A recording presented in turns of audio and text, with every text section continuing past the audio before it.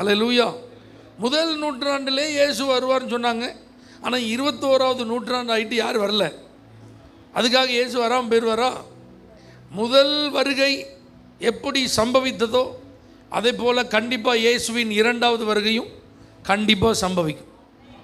அப்போ அப்போஸ்தலனாகிய பவுல் ஆண்டவருடைய 2வது வருகை குறித்து, குறிப்பாக அவருடைய இரகசிய வருகையில் நடக்கும் சம்பவங்களை 1 தெசலோனிக்கேயர் 4ஆம் அதிகாரத்தில் 13ஆம் வசனத்திலிருந்து அவர் கடைசி வார்த்தை வரைக்கும் எழுதியிருக்கிறார். இப்போ அவருடைய வருகை அது வரும்போது அது நடக்கும். அவருடைய வருகை எப்பொழுது இருக்கும் நமக்கு என்ன செய்யாது, தெரியாது. ஆனால் அவருடைய அந்த இரகசிய வருகையில் பங்கெடுக்கும் நாம் எப்படி இருக்கணும் அப்படிங்கிறத தான் இந்த 1 தெசலோனிக்கேயர் 5ஆம் அதிகாரத்தில் அவர் எழுதியிருக்கிறார். ஒரு 7 காரியங்கள் அவர் குறிப்பிட்டிருக்கிறத நான் சுருக்கமாக சொல்கிறேன். கர்த்தருடைய வருகைக்கு காத்திருக்கிற நாம் இவைகளை நம்முடைய வாழ்வில் நடைமுறைப்படுத்தி நாம் நம்மை ஆயத்தப்படுத்துவோமானால் நிச்சயம் அவருடைய வருகையில் நாம் காணப்படுவோம். அல்லேலூயா. இப்போ பாருங்கள், அவர் முதலாவது சொல்லுகிற ஒரு காரியம் விழிப்பாயிருங்கள். முதல் வசனத்திலேருந்து 10வது வசனம் வரைக்கும் நீங்கள் பார்த்தீங்க அப்படின்னா ஆண்டவருடைய வருகை குறித்து அது எப்படி இருக்கும் அப்படிங்கிறதெல்லாம் அவர் ஆரம்பித்து 6வது வசனத்தில் சொல்கிறாரு, ஆகையால் மற்றவர்கள் தூங்குகிறது போல நாம் தூங்காமல் விழித்து கொண்டு அப்படின்னு ஒரு வார்த்தை இருக்கா. 10ஆம் வசனத்தில் பாருங்க, நாம் விழித்திருப்பவர்களானாலும். அல்லேலூயா. அப்போ ஆண்டவருடைய வருகைக்கு ஆயத்தப்படுகிற நாம எப்படி இருக்கணுமா, விழித்திருக்க வேண்டும். அதில் அவர் எழுதுகிறார் பாருங்க, மற்றவர்கள் தூங்குகிறது போலன்னு. அப்போ பாஸ்டர் இனிமேல் நம்ம தூங்கவே கூடாதா, எப்போ பார்த்தாலும் முழிச்சு தான் இருக்கணுமா? இது விழித்திருங்கள் அப்படின்னு ஒன்று, தூங்காமல் விழித்து கொண்டிருங்கள் அப்படி கிடையாது. இது என்ன அர்த்தத்தில் இருக்குன்னா, அவருடைய வருகை எப்பொழுது வேண்டுமானாலும் சம்பவிக்கலாம். அப்போ நம்ம நிர்விசாரமாக என்ன செய்யக்கூடாது, இருக்கக்கூடாது. நம்ம எப்படி இருக்கக்கூடாது, நிர்விசாரமாக இருக்கக்கூடாது. ஆண்டுடைய வருகையை அலட்சியமாக நினைக்கக்கூடாது.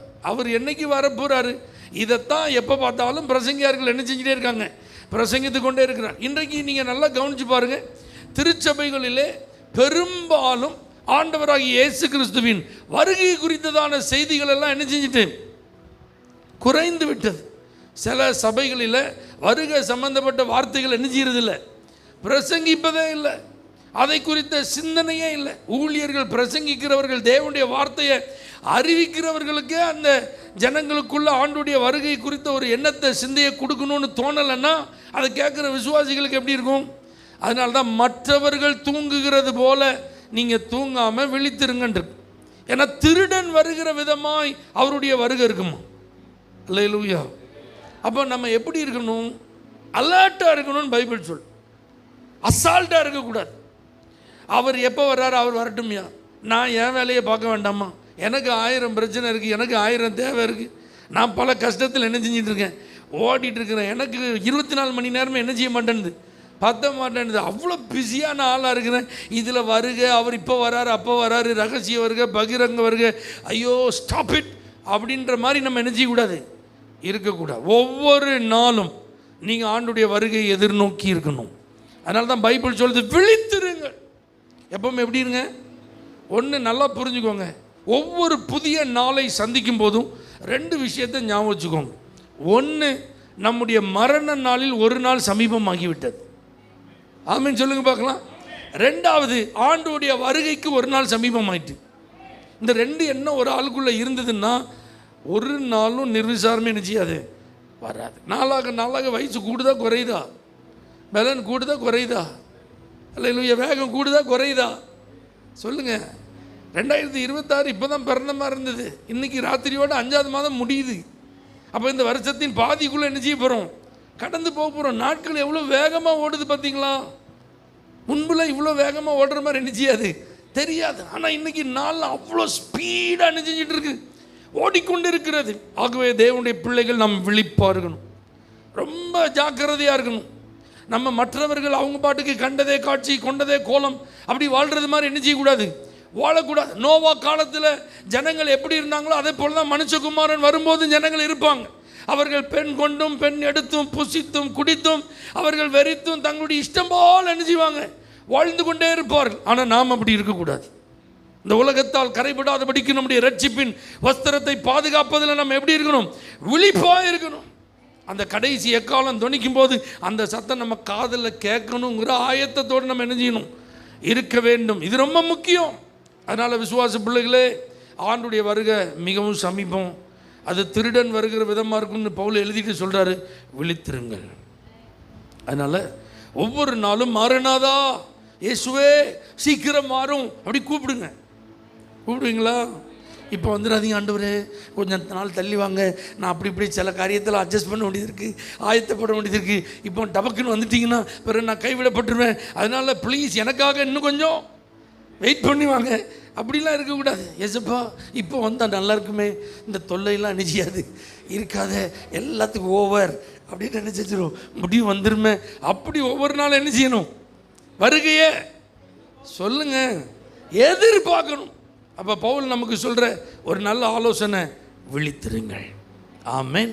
ரெண்டாவது, கர்த்தருடைய வருகைக்கு ஆயத்தமாக இருக்கிற தேவ பிள்ளைகள் எப்படி இருக்கணும், அதனுடைய 12வது வசனத்தை பாருங்கள். 1 தெசலோனிக்கேயர் 5ஆம் அதிகாரம் 12வது வசனத்தில், அன்றியும் சகோதரரே, உங்களுக்குள்ளே பிரயாசப்பட்டு கர்த்தருக்குள் உங்களை விசாரணை செய்கிறவர்களாக இருந்து உங்களுக்கு புத்தி சொல்லுகிறவர்களை நீங்கள் மதித்து அவர்களுடைய கிரியைகளின் நிமித்தம் அவர்களை மிகவும் அன்பாய் எண்ணிக்கொள்ளும்படி உங்களை வேண்டிக் கொள்கிறோம். உங்களுக்குள்ளே எப்படி இருங்க, அல்லேலூயா. அப்படின்னா என்ன சொல்கிறார் அவர், எப்போ விழித்திருங்க. அடுத்தது உங்களை விசாரிக்கிறவங்கள மதிங்கன்றார். உங்கள் ஆத்மாவுக்கு உத்தரவாதம் பண்ணுறவங்களை என்ன செய்யுங்க, கொஞ்சம் மதிங்க. உங்களுக்கு கர்த்தருக்குள் புத்தி சொல்லி உங்களை சீர்படுத்துகிற ஊழியக்காரர்களை கொஞ்சம் ரெட்டிப்பான கணத்திற்கு பாத்திரவான்களை என்ன செய்யுங்க, எண்ணுங்கள். அல்லேலூயா, ஆமீன் சொல்லுங்க. இன்றைக்கி நம்ம எப்படி ஊழியர்களை நம்ம மனதில் வச்சுருக்கிறோம் அப்படிங்கிறத நீங்கள் கொஞ்சம் சிந்திச்சு பார்க்கணும். ஊழியர் அப்படின்னா ஒரு வேலைக்காரர் தான். ஆமீன் சொல்லுங்கள் பார்க்கலாம். ஊழியக்காரன் அப்படின்னாலும் வேலைக்காரன் அர்த்தம். அப்போ இந்த பாஸ்டர் யாருக்காக வந்திருக்கிறாரு, எங்களுக்கு வேலை செய்ய வந்திருக்கிறார், எங்களுக்கு ஊழியம் செய்ய வந்திருக்கிறார். அந்த மாதிரி சாதாரணமாக நினைக்கிறோமா? அவர் இரவும் பகலும் எங்களுடைய ஆத்மாவுக்கு உத்தரவாதம் பண்ணுகிற ஒரு தேவ மனிதர்னு அவரை கனம் பண்ணுறோமா? அல்லேலூயா. எந்த காரியமாக இருந்தாலும் அவருடைய வாயிலிருந்து புறப்பட்டு வருகிற ஒரு வார்த்தையை அதை தேவ ஆலோசனையாக பார்க்குறோமா, அல்லது இவருக்கு வேறு வேலை இல்லையா, அவர் அப்படி தான் சொல்லுவார், அதுக்காக அவர் சொல்கிறதெல்லாம் நம்ம கேட்டுட்டு இருக்க முடியுமா, அப்படி நம்ம நினைக்கிறோமா? அல்லேலூயா. வேதத்திலேருந்து ஒரு வார்த்தையை அவர் பிரசங்கம் பண்ணும்போது அந்த வார்த்தையை நீங்கள் கேட்கும்போது, இவர் இன்றைக்கி என்னையே பிளான் பண்ணி போட்டு நினைச்சிட்டார், தள்ளிட்டார் அப்படின்னு நினைக்குமா? பாஸ்டர் எனக்காகவே இந்த பாயிண்டை எடுத்துகிட்டு வந்துட்டார். சதக்குன்னு அவர் பாட்டுக்கு அடிச்சு நினைச்சார், குத்துறார் நம்மளை. அவர் பேசும்போது என்னை பார்த்து நினைச்சார். அப்போவே நான் புரிஞ்சுக்கிட்டேன், இன்னைக்கு பிரசங்கமே யாருக்கு தான், எனக்கு தான். அப்படி நம்ம நினைக்கிறோமா? பவுல் ரொம்ப அழகாக சொல்கிறார் பாருங்க, அவங்கள நீங்கள் மதிக்கணுன்றார். ஆமீன். Be watchful, be respectful. யாரை ரெஸ்பெக்ட் பண்ணணும்? உங்களை வழி நடத்துகிற ஊழியக்காரனை என்ன செய்யணும், ரெஸ்பெக்ட் பண்ணணும். ஏன்னா எல்லா திருச்சபைகளிலும் ஊழியர்கள் ரொம்ப வயது முதிர்ந்தவர்கள் என்ன செய்யறதில்லை, இருக்கிறதில்ல. இப்போ நான் இங்கே பிரசங்கம் பண்ணிகிட்டு இருக்கேன், என்னை காட்டிலும் வயதிற்கு மூத்தவங்க நிறைய பேர் இந்த இடத்துல என்ன செய்றீங்க, இருக்கிறீங்க. நான் பிறக்கிறதுக்கு முன்னாடியே ரட்சிக்கப்பட்ட ஆட்கள் கூட நீங்கள் என்ன செய்யலாம், இருக்கிறதுக்கு வாய்ப்பு இருக்கலாம். ஒருவேளை இது ஆன்லைனில் கேட்குறவங்க இந்த இடத்துல இல்லைன்னாலும் ஆமீன் சொல்லுங்கள் பார்க்கலாம். அல்லேலூயா. ஆமாம், நான் பார்க்க நேற்று பெஞ்ச மலையில் இன்றைக்கி முளைச்ச காலம். இவர் வந்து நமக்கு புத்தி சொல்லவா? நாங்கள் எத்தனை பாஸ்டரை பார்த்துருக்கோம் தெரியுமா? நாங்கள் எத்தனை சபையில் எத்தனை ஊழியர்களை சந்திச்சிருக்கோம் தெரியுமா? இவர் சொல்கிறது பெருசா அப்படின்ற மாதிரி இன்றைக்கி ஜனங்களுடைய மனநிலைகள் என்ன செஞ்சிட்ருக்கு. ஏன்னா ஜனங்கள் தங்களுடைய சுய இச்சைகளுக்கு ஏற்றார் போல போதகர்கள் என்ன செய்கிறாங்களாம், தேர்வு செய்கிறார்கள். அவங்களுக்கு விருப்பப்பட்டால் அவங்க செலக்ட் பண்ணிக்கிடுவாங்க, அவங்களுக்கு பிடிக்கலன்னா பெட்டர் லக் நெக்ஸ்ட் டைம் அப்படின்னு போயிடுவாங்க. அல்லேலூயா. இந்த சபை இல்லைன்னா இன்னொரு சபை, இந்த பாஸ்டர் இல்லைன்னா இன்னொரு பாஸ்டர், அவர் வரலன்னா வேற ஒருத்தர். நமக்கு காரியம் ஆகிறதுக்கு எத்தனை பேர் கூப்பிட்டா அது கூரையில் அப்படி தூக்கி அள்ளி போட்டால் காக்கா வர்ற மாதிரி பாஸ்டர்ஸ் இன்னைக்கு நீ பஞ்சம் எல்லாம் நினைச்சிக்கிறாங்க இருக்கிறாங்கயா. ஒரு ஃபோன் பண்ணால் ஓடி வர்றதுக்கு 9 பேர் நினைச்சிக்கிறாங்க இருக்கிறாங்க. அப்படி ஒரு காலத்தில் இப்போ நம்ம என்ன செஞ்சுட்டு இருக்கோம், வாழ்ந்துட்டு இருக்கோம். ஆனால் அவங்க எல்லாரும் உங்கள் ஆத்மாவுக்கு உத்தரவாதம் பண்ணுவாங்களா சொல்லுங்கள்? உங்களை நரகத்துக்கு கொண்டு போகாதபடி உங்கள் ஆத்மாவை மீட்டெடுத்து பரலோகத்தில் கொண்டு போய் சேர்க்கறதுக்கு உங்களுக்கு பேக்கப் பண்ணுவாங்களா அப்படின்னா இல்லை. அப்போ உங்கள் ஆத்மாவுக்கு உத்தரவாதம் பண்ணி உங்களுடைய லாப நஷ்டங்களிலே உங்களுக்கு தகப்பனா, சகோதரனா, பிள்ளையா தோள் கொடுக்கிற அந்த ஊழியக்காரனை இந்த ஆயத்தப்பட்டு கொண்டிருக்கிற மனவாட்டி என்ன செய்யணும்? மதிக்கணும், கனம் பண்ணணும். வயசில் குறையாக இருந்தாலும், அனுபவத்தில் குறையாக இருந்தாலும், ஊழியக்காரன் அப்படிங்கிற ஒரு அபிஷேகத்தை கர்த்தர் அவர் மேலே வச்சிருக்கிறார். அந்த ஸ்தானத்தை கர்த்தர் அவருக்கு என்ன செஞ்சிருக்கிறார்? கொடுத்திருக்கிறார். அப்படின்னா பி ரெஸ்பெக்ட்ஃபுல். ஆமீன் சொல்லுங்க பார்க்கலாம். அப்போ ஆயத்தமாக இருக்கிறவங்க ரெண்டாவது என்ன செய்யணும்? விசாரிக்கிறவங்கள மதிக்கணும். அதுக்கப்புறம் நீங்கள் பார்த்தீங்க அப்படின்னா 14வது வசனத்தில் அவர் சொல்கிறார், மேலும் சகோதரரே, நாங்கள் உங்களுக்கு போதிக்கிறது என்னவென்றால், ஒழுங்கில்லாதவர்களுக்கு என்ன செய்யுங்க? புத்தி சொல்லுங்க, திடனற்றவங்களை தேற்றுங்க, பலவீனரை தாங்குங்க, எல்லாரிடத்திலும் நீடிய சாந்தமாக இருங்க அப்படின்னு செய்ய வேண்டியதையும் சொல்கிறாரு. 15வது வசனத்தில் செய்யக்கூடாதுன்னு சொல்கிறார் பாருங்க. ஒருவனும் மற்றொருவன் செய்யும் தீமைக்கு தீமை செய்யாதபடி பாருங்கள், உங்களுக்குள்ளே மற்ற யாவருக்குள்ளும் எப்பொழுதும் நன்மை செய்ய நாடுங்கள். ஆமீன் சொல்லுங்க பார்க்கலாம். அப்போ பி குட், எப்பவும் நல்லவங்களா இருங்கன்றார். அல்லேலூயா. நம்ம எப்பவும் எப்படி இருக்கணும்? எப்பவும் நல்லவனாக இருக்க முடியுமா? என் பொறுமை என்ன செய்யாத, சோதிக்காத, நான் நல்லவனுக்கு நல்லவன், கெட்டவனுக்கு கெட்டவன். அப்படியா? அப்படி சொல்லாமா ஒரு விசுவாசி, ஒரு தேவப்பிள்ளை அப்படி சொல்லாமா? எப்பொழுதும் நன்மை செய்யுங்க அப்படின்னா ஆண்டவர் சொல்கிறாரு, நீங்கள் எப்பவும் நல்லவங்களா இருங்கன்றார். பர்னபாவை குறித்து பைபிள் சொல்லுது, அவன் நல்லவனும். எப்படி பேர் வாங்கியிருக்கான் பார்த்தீங்களா? உலகத்தில் சொல்லுவாங்களே, நல்லவன்னு பேர் வாங்குறது ரொம்ப கஷ்டம். ஆனால் கெட்டவன்கிறத ஒரு நிமிஷத்தில் என்ன செஞ்சிடலாம்? வாங்கிடலாம். அப்போ நம்ம ஒரு கம்யூனிட்டி மாதிரி இருக்கிறோம், ஒரு சமுதாயம் மாதிரி இருக்கிறோம், பல குடும்பங்கள் சேர்ந்த அமைப்பில் நம்ம இருக்கிறோம். அப்போ ஒருத்தர் சரியில்லை, ஒருத்தருடைய பலவீனத்தை நம்ம அதை குற்றப்படுத்தாதபடி, அதை குறை கூறாதபடி, அதை தூற்றி தெரியாதபடி, புறங்கூறாதபடி, அவர்கள் அவமானப்படுத்தாதபடி அவங்களுக்கு புத்தி சொல்லுங்க. எப்படி புத்தி சொல்லணும்? அவங்க மேலே உள்ள அன்பின் நிமித்தம் அவங்களும் நல்லா இருக்கணும், அவங்களும் வளரணும், அவங்களும் ஆசீர்வாதமாக இருக்கணும். ஏதோ அறியாமல் தெரியாமல் அவங்க என்ன செய்கிறாங்க. இப்படி ஒரு நல்ல எண்ணத்தோடு அவங்களுக்கு என்ன செய்யணுமா? நன்மை செய்யணும். அல்லேலூயா. ஒருத்தர் தீமை செஞ்சிட்டான், அவன் செஞ்சது தீமை தான். அதனால் பாரு, யானைக்கு ஒரு காலம்னா பூனைக்கு ஒரு காலம். எனக்கு வாய்ப்பு வரும்போது உன்னை நான் வச்சுக்கிறேன், உன்னை நான் வச்சு செய்கிறேன் அப்படின்னு நம்ம என்ன செய்யக்கூடாது. அவங்க தீமை செஞ்சாங்க, உண்மைதான், ஆனால் நம்ம நன்மை செய்வோம். அல்லேலூயா. அப்போ கர்த்தருடைய வருகைக்கு ஆயத்தமாக இருக்கிற தேவ பிள்ளைகள் நல்லவர்களாக இருக்கணும். Be good always. எப்பவும் எப்படி இருங்க? நல்லவங்களா இருங்க. அல்லேலூயா. அடுத்த அப்போஸ்தலனாகிய பவுல் அந்த வசனத்தில் சொல்றார் பாருங்க, 16வது வசனம், எப்பொழுதும் சந்தோஷமா இருங்க. B joyful always. எப்பவும் ஹாப்பியா இருங்க. அது எப்படி இருக்க முடியும்? எப்படி சந்தோஷமா இருக்க முடியும்? எப்பொழுதும் சந்தோஷமா.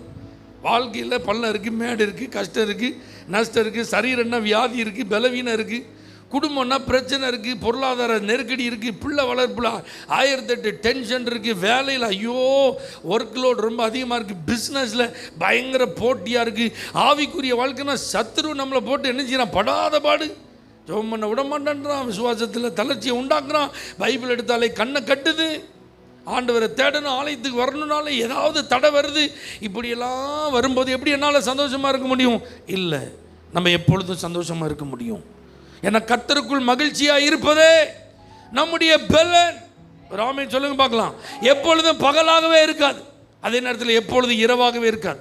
பகல் அப்படின்னு ஒன்று இருந்தால் கண்டிப்பாக என்ன இருக்கும்? இரவுன்னு ஒன்று இருக்குது. ஆமென் சொல்லுங்க. அதனால் எப்பொழுதுமே நமக்கு ஃபேவராகவே எல்லாமே என்ன செய்யாது? இருக்காது. நம்ம விரும்புகிற மாதிரி எல்லாம் இருக்காது, நம்ம நினைக்கிற மாதிரி எல்லாரும் இருக்க மாட்டாங்க. இன்னைக்கு நேசிக்கிறவங்க நாளைக்கு நம்மளை கைவிடலாம், இன்னைக்கு நமக்கு நன்மை செய்கிறவங்க நாளைக்கு நமக்கு துரோகம் பண்ணலாம். இதெல்லாம் உலகம், இதெல்லாம் மனிதர்கள், இதெல்லாம் மாயை. அது அப்படிதான் இருக்கும். ஆனால் நமக்குள்ள ஒரு தேவன் இருக்கிறார். நம்ம யாரை நம்பி வாழ்கிறோம்? கர்த்தர் தானே. அவர் தான் நம்முடைய தஞ்சம், அவர் தான் நம்முடைய பலன், அவர் தான் நம்முடைய நம்பிக்கை. அப்போ யார் என்னை கைவிட்டாலும் இயேசு கைவிட மாட்டார். அல்லேலூயா. யார் என்னை மறந்தாலும் இயேசு என்னை என்ன செய்ய மாட்டார். யார் எனக்கு தீமை செஞ்சாலும் அந்த தீமையை கர்த்தர் எனக்கு எப்படி மாற்றுவார்? நன்மையை மாற்றுவார். நான் எதுக்கு அழணும்? நான் எதுக்கு சோகமாக இருக்கணும்? நான் எதுக்கு துக்கப்படணும்? நான் எதுக்கு வருத்தப்படணும்? நான் கர்த்தருக்குள்ள எப்பொழுதும் எப்படி இருப்பேன்?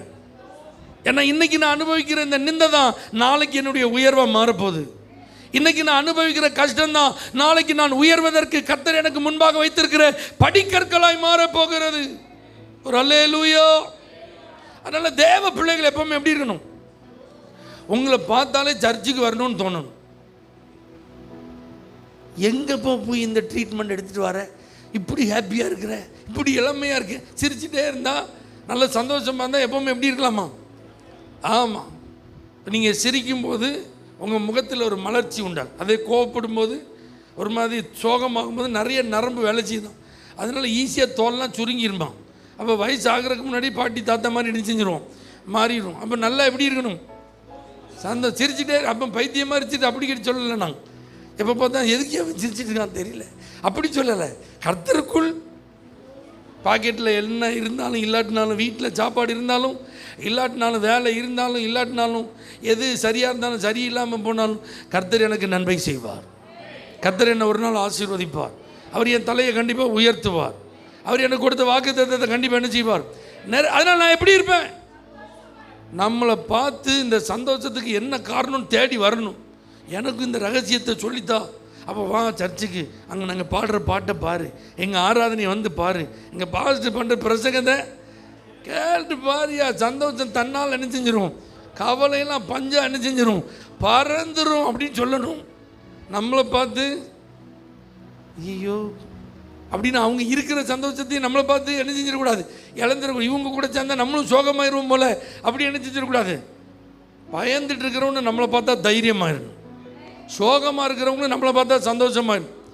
நம்ம அந்த அட்மாஸ்பியரே சேஞ்ச் பண்ணிடணும். நம்மை சுற்றி இருக்கிற சூழ்நிலையவே என்ன செஞ்சிடணும், மாற்றிடணும். துக்கத்தில், கண்ணீரில், வருத்தத்தில், வேதனையில் இருக்கிற ஒரு இடத்துல நம்ம போனால் கிறிஸ்துவினால் உண்டாகும் சமாதானத்தினாலும் சந்தோஷத்தினால் அந்த இடத்தை நம்ம நிரப்பணும். அதுக்கு தான் கர்த்தர் உங்களை வைத்திருக்கிறார். அப்போ வருகைக்கு காத்திருக்கிற நீங்கள் எப்பவுமே எப்படி இருக்கணும்? அடுத்து சொல்றார் பாருங்க, இடைவிடாமல் பி பிரேயர்ஃபுல். எப்பவும் ஜெபம் பண்ணுங்க. எப்படி ஜெபம் பண்ண முடியும்? வேலை செய்ய வேண்டாமா, சாப்பிட வேண்டாமா, தூங்க வேண்டாமா, எங்கள் சொந்த அலுவலாம் பார்க்க வேண்டாமா, அப்படிலாம் நீங்கள் கேள்வியை கேட்க வேண்டாம். எப்பவும் அந்த சிந்தையில் இருங்க.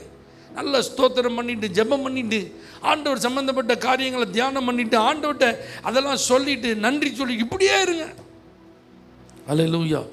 அந்த கனெக்ஷனை தான் அப்படி சொல்லு. தேவனோடு நமக்கு இருக்கிற உறவு எப்பொழுதும் நீங்கள் ஜெபம் பண்ணு, இடைவிடாமல் ஜெபம் பண்ணு. வித்தவுட் சீசிங்னா என்ன அர்த்தம்? நிறுத்தாமல் ஜெபம் பண்ணுங்கன்னா நான் ஸ்டாப்பாக அப்படியா, எனக்கு வேறு எந்த வேலையும் கொடுக்காதீர்கள், இனிமேல் நான் ஜெபம் பண்ணுவதற்கு என்னை அர்ப்பணித்து விட்டேன், அப்படியே நான் வாழ்நாளெல்லாம் நினச்சி போகிறேன். அப்படி கிடையாது. எங்கே போனாலும் எங்கே வந்தாலும் என்ன செஞ்சாலும் இந்த உறவு எப்படி இருக்கணும்? அப்பான்னு கூப்பிட்டா என் மகனேன்னு கர்த்தர் கேட்குற மாதிரி இந்த கான்டாக்ட் இருக்கணும். அல்லேலூயா.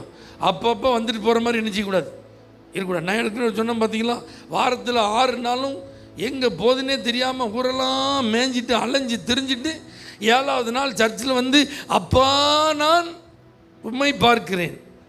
ஆண்டவருக்கு நீ யார் பெற்ற பிள்ளை, என்னை வந்து அப்பான்னு கூப்பிட்ற? 6 நாள் நீ எனக்கும் உனக்கும் சம்மந்தம் இல்லாமல் நீ வாழ்ந்துட்டு எங்கேயோ போயிட்டு எங்கேயோ வந்துட்டு 7வது நாள் என்ன சொல்கிற? அப்பாவா? யார் உனக்கு அப்பா அப்படின்னு ஆண்டவர் கேட்குற மாதிரி நம்ம என்ன செஞ்சிடக்கூடாது, வாழ்ந்துடக்கூடாது. வாரத்தில் 7 நாளும் இந்த அப்பாவோட நம்ம கனெக்டாக இருக்கணும். இந்த உறவு நமக்குள்ளே என்ன செஞ்சுருக்கணும், நிலைத்து இருக்கணும். B prayerful. ஆமென் சொல்லுங்க பார்க்கலாம். அடுத்து என்ன சொல்கிறாரு? எப்பவும் பி தேங்க்ஃபுல். எல்லாவற்றிலும் ஸ்தோத்திரம் செய்யுங்கள் இருக்கு. அதான் தேவ சித்தமா. அதை தமிழில் ஸ்தோத்திரம் இருக்குது, இங்கிலீஷில் தேங்க்ஸ் சொல்லுங்கன்னு இருக்கு. ஆமென் சொல்லுங்க. எப்பவும் ஆண்டவருக்கு நம்ம எப்படி இருக்கணும்?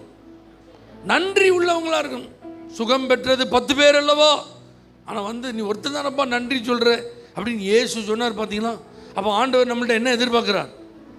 நன்றி இருதயத்தை எதிர்பார்க்குறார். நல்லா புரிஞ்சுக்கோங்க. இப்போ இயேசு வந்துட்டா நம்ம எங்கே போயிடுவோம்? பரலோகத்துக்கு போயிடுவோம்ல. அம்மாவா இல்லையா? ஆனால் அம்பானி போகிறான், சச்சின் டெண்டுல்கர் போகிறான். அல்லேலூயா. ஏன் போக மாட்டாங்க? ஆனால் அவங்களுக்கு உலகத்தில் என்ன குறை இருக்குது? பணத்துக்கு குறையா, புகழுக்கு குறையா, பெருமைக்கு குறையா? அவங்களுடைய வாழ்க்கை எவ்வளோ சொகுசாக இருக்குது, என்ன பிரயோஜனம்? ஆனால் நம்ம எதை நினச்சி நன்றி சொல்லாமல் உட்காந்து, அவனை அப்படி ஆசீர்வதிச்சிருக்கீங்க, இவனை இப்படி உயர்த்தி, இவன் எனக்கு பின்னாடி தான் ரசிக்கப்பட்டான், நான் பார்க்க வளர்ந்த பையன், இந்த பையன் இன்றைக்கி இப்படி ஆகா ஓகோன்னு இருக்கான். நான் அன்றாட கிடந்து என்ன செஞ்சிட்ருக்கேன், தன்னால் உருண்டு பிறண்டுட்டு இருக்கேன். நானும் முட்டுறேன், மோதுறேன், உபவாசம் பண்ணுறேன், கதறேன். ஆமாம், அந்த பொறுத்தினேன், இந்த பொறுத்தினேன், அந்த சிறப்பு காணிக்கு, இந்த சிறப்பு ஒன்றும் ஒர்க் அவுட் ஆக மாட்டேங்கி. என்ன வாழ்க்கை இது? ஆண்டவர் கொஞ்சம் ஓரம் கொஞ்சம் கட்டிச்சுக்கிறாரு, பண்ணுறாரியா. ஒரு கண்ணில் வெண்ணெய், ஒரு கண்ணில் சுண்ணாம்பு வைக்கிறாரியா. அவனை தூக்கி தூக்கி என்ன செய்கிறார், ஆசீர்வதிக்கிறார். என்ன கீழே போட்டு என்ன செய்கிறார், அமுக்கிறார். பிற எப்படி நன்றி சொல்ல? இப்படி இருக்கவே கூடாது. வாழ்விலும் துதிப்பேன், அல்லேலூயா, சுகத்திலும் துக்கத்திலும் தோத்திரம் பண்ணுவேன். என்ன வந்தாலும் என்ன நடந்தாலும் நான் ஆண்டவர் என்ன செய்வேன், கர்த்தரை நான் எக்காலத்திலும் ஸ்தோத்திரிப்பேன். நான் சந்தோஷமாக இருக்கும்போது மட்டும் கிடையாது, அழுதுட்டு இருந்தாலும் கர்த்தரை ஸ்தோத்திரம். எல்லாம் பெற்றுக்கொள்ளும் போது மாத்திரமல்ல, இழந்தாலும் நான் ஸ்தோத்திரம். கர்த்தர் கொடுத்தார், கர்த்தர் எடுத்தார், அவர் நாமத்துக்கு ஸ்தோத்திரம். அதுதாங்க ஆண்டவர் முகத்தை திரும்பி பார்க்க வச்சது. இழந்த எல்லாத்தையும் ரெண்டாக திரும்ப கொடுத்தது. முன்னிலைமையை பார்க்கலும் பின்னிலைமையை ஆசீர்வதிச்ச காரணம் பி தேங்க்ஃபுல். எப்பவுமே நன்றியா இருங்க. ஆண்டவருக்கு மட்டும் நீங்கள் நன்றியாக இருந்து பாருங்க. அவர் வருகைக்கு முன்பாக உங்கள் வாழ்க்கையில் என்னெல்லாம் செய்கிறாருன்னு பாருங்க. அல்லேலூயா. அப்போ ஆயத்தமாக இருக்கிற நம்ம எப்பொழுதும் எப்படி இருக்கணும் சொல்லுங்க, நன்றியார். கடைசி நீங்கள் பார்த்தீங்கன்னா அவ்வளோ அந்த 19வது வசனத்திலேருந்து கடைசி வரைக்கும் ஒரே வார்த்தையில் நான் சொல்ல, பி ஃபெய்த்ஃபுல், உண்மையாக இருங்க. இவங்க எப்படி வந்துட்டாங்க, ஆவியை அவித்து போடாதீருங்க, தீர்க்க தரிசனத்தை அற்பமாக எண்ணாதீருங்க, எல்லாவற்றையும் சோதித்து பார்த்து நலமானதை பிடித்து கொள்ளுங்க, பொல்லாங்க தோன்றதெல்லாம் விட்டு என்ன செஞ்சுருங்க, விலகிருங்க. ஏன்னா உங்கள் ஆவி, ஆத்மா, சரீரம் எல்லாம் எப்படி இருக்கணும், குற்றமற்றதாக இருக்கணும். உங்களை அழைக்கிறவர் எப்படிப்பட்டவர் அப்படின்னு கொண்டு வந்து முடிக்கிறார். அதனால தான் சொல்கிறேன், பி ஃபெய்த்ஃபுல், உண்மையாக இருங்க. ஆமென் சொல்லுங்கள். நமக்குள்ள கர்த்தர் தம்முடைய ஆவியை வச்சிருக்கிறார். இதை என்ன செஞ்சிடக்கூடாது, அவித்து போட்டக்கூடாது. ஒன்று அனலாயிரு அல்லது குளிராரு. அனலும் இன்றி குளிரும் இன்றி வெதுவெதுப்பாக இருந்தால் லவோதிக்கியாவே உடனே நான் என்ன செஞ்சிருவேன் வாந்தி. இதை யாரை பார்த்து, சபையை பார்த்து ஆண்டவர் சொல்கிறார். அல்லேலூயா. ஒன்று ஆற்றுல காலவை அல்லது சேத்துல காலவை.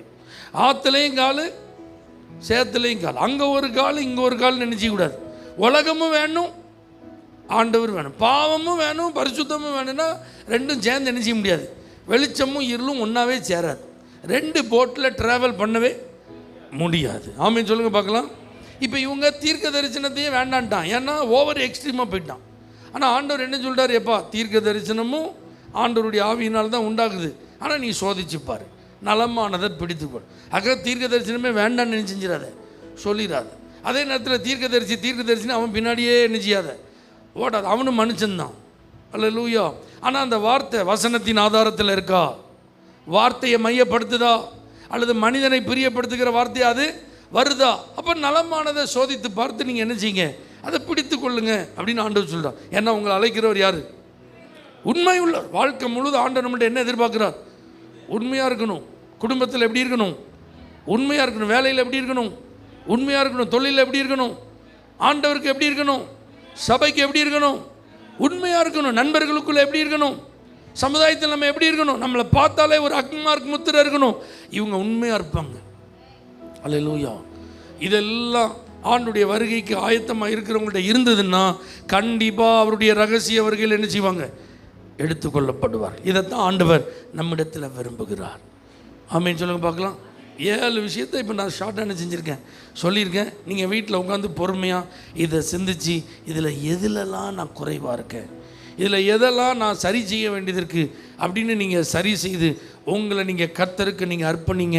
ஆண்டவருடைய வருகை அப்படின்னு ஒன்று வந்தால் அதில் கண்டிப்பாக நீங்கள் எடுத்துக்கொள்ளப்படுவீர்கள். பரிசுத்த பிதாவே, கிருபை நிறைந்த ஆண்டவரே, இந்த ஆசீர்வாதமான நல்ல ஆராதனைக்காக நன்றி செலுத்துகிறோம். உம்முடைய வருகைக்கு நாங்கள் ஆயத்தப்பட்டு கொண்டிருக்கிறோம். ஆயத்தமாக இருக்கிற நாங்கள் எப்படி இருக்க வேண்டும் என்று அப்போஸ்தலனாகிய பவுல் சொன்ன அந்த ஆலோசனைகளை நாங்கள் சிந்தித்தோம். நடைமுறைப்படுத்தி வருகையிலே காணப்பட கர்த்தர் அனுகிரகம் செய்தருளுவீராக. கலந்து கொண்ட தேவ பிள்ளைகள் ஒவ்வொருவரையும் தனித்தனியாய், பெயராய், குடும்பமாய் ஆசீர்வதிப்பீராக. இயேசுவின் நாமத்தில் ஜெபிக்கிறோம் எங்கள் ஜீவனுள்ள நல்ல பிதாவே. For prayer contact, Pastor J. Kumar, El Shaddai Ministries, 9500252586, Surandai.